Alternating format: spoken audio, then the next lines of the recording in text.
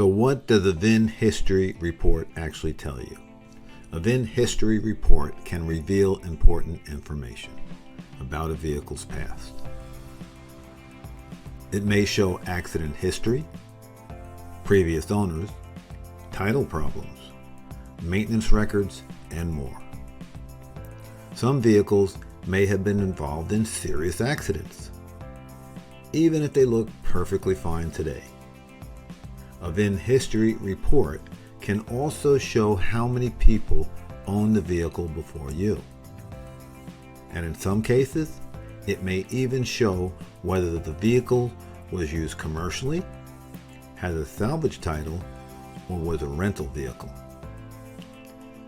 Some reports may also include maintenance and service history, helping you to understand how well the vehicle was taken care of.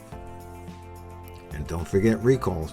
A VIN history report may help you discover important safety recalls that still need to be repaired. All of this information helps you make a smarter decision before buying a used vehicle. Because when you understand a vehicle's history, you reduce the chances of expensive surprises later. Thank you for listening.